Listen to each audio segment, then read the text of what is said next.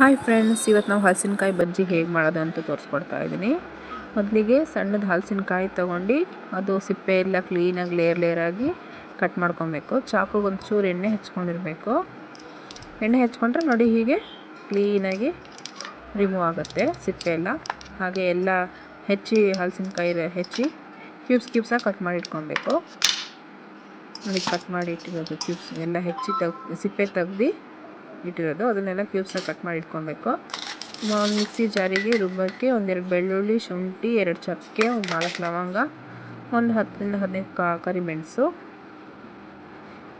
ಈಗ ರುಬ್ಬಿಟ್ಕೊಂಡು ಬಾಣಲೆಗೆ ಎಣ್ಣೆ ಹಾಕಿ ಸೋಂಪಿನ ಕಾಳು ಹಾಕಬೇಕು. ಅದ್ರ ನೆಕ್ಸ್ಟ್ ಕರಿಬೇವಿನ ಸೊಪ್ಪು ಚಟಪಟ ಆದಮೇಲೆ ಅದಕ್ಕೆ ಹೆಚ್ಚಿಟ್ಟಿರೋ 1-2 ಈರುಳ್ಳಿ ಹಾಕಿ ಚೆನ್ನಾಗಿ ಫ್ರೈ ಮಾಡ್ಕೊಬೇಕು. ಸ್ವಲ್ಪ ಲೈಟಾಗಿ ಫ್ರೈ ಆದಮೇಲೆ ನಾವೇನು ರುಬ್ಬಿಟ್ಕೊಂಡಿರ್ತೀವಲ್ಲ ಪೇಸ್ಟು, ಅದನ್ನು ಹಾಕಿ ಚೆನ್ನಾಗಿ ಹಸಿ ವಾಸನೆ ಹೋಗುತ್ತೆ ಅಂತ ಫ್ರೈ ಮಾಡ್ಕೊಬೇಕು. ಚೆನ್ನಾಗಿ ಫ್ರೈ ಮಾಡ್ಕೊಬೇಕು. ಇದು ಫ್ರೈ ಆಗಿದೆ ಅಂತ ಗೊತ್ತಾದಾಗ 1-2 ಟೊಮೆಟೊ, ಹೆಚ್ಚಿಟ್ಟಿರೋ ಟೊಮೆಟೊನ ಹಾಕಿ ಚೆನ್ನಾಗಿ ಫ್ರೈ ಮಾಡ್ಕೊಬೇಕು. ಹೇಗೆ ಫ್ರೈ ಮಾಡ್ತಾ ಇರಬೇಕು. ಈಗ ಅದಕ್ಕೆ ರುಚಿಗೆ ತಕ್ಕಷ್ಟು ಅಚ್ಕಾರ ಪುಡಿ 2 ಸ್ಪೂನು, ಒಂದು ಅರಿಶಿನ ಪುಡಿ 1/4 ಚಿಟಿಕೆ, ಕಸೂರಿ ಮೇಥಿ, ರುಚಿಗೆ ತಕ್ಕಷ್ಟು ಉಪ್ಪು ಇಟ್ಟು ಹಾಕಿ ಚೆನ್ನಾಗಿ ಫ್ರೈ ಮಾಡ್ಕೊಬೇಕು. ಫ್ರೈ ಆದಮೇಲೆ ಕ್ಯೂಬ್ಸಾಗಿ ಹೆಚ್ಚಿಟ್ಟಿರೋಂಥ ಹಲಸಿನಕಾಯಿನ ಹಾಕಬೇಕು. ಹಾಕಿ ಚೆನ್ನಾಗಿ ಮಿಕ್ಸ್ ಮಾಡಿ ಹೀಗೆ ಚೆನ್ನಾಗಿ ಎಲ್ಲ ಕಡೆ ಮಸಾಲ ಹೋಗೋ ಥರ ಮಿಕ್ಸ್ ಮಾಡಬೇಕು. ನೋಡಿ ಹೀಗೆ. ಹಾಗೆ ನಮ್ಮ ಪ್ರೀತಿ ಫುಡ್ ಚಾನಲ್ನ ಸಬ್ಸ್ಕ್ರೈಬ್ ಮಾಡಿ, ಲೈಕ್ ಮಾಡಿ, ಶೇರ್ ಮಾಡಿ. ನೋಡಿ ಈಗ ಲಿಡ್ ಹಾಕಿ ಮುಚ್ಚಿ 1-2 ಸೆಕೆಂಡ್ ಲಿಡ್ ಹಾಕಿ ಮುಚ್ಚಿಡಬೇಕು. ನೆಕ್ಸ್ಟ್ ಅದಕ್ಕೆ ನೀರು ಎಡಿಷನ್ ಮಾಡಬೇಕು. ಅದು ಚೆನ್ನಾಗಿ ಬೇಯಬೇಕು. ಸ್ವಲ್ಪ ಬೇಯೋದು ಲೇಟ್ ಆಗುತ್ತೆ.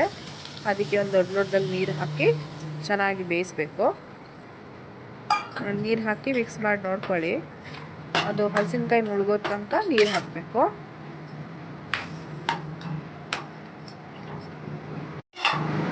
ನೋಡಿ ಈಗ ಲಿಡ್ ಹಾಕಿ ಮುಚ್ಚಿ ಒಂದು 10-15 ನಿಮಿಷ ಬೇಯಕ್ಕೆ ಬಿಡಬೇಕು.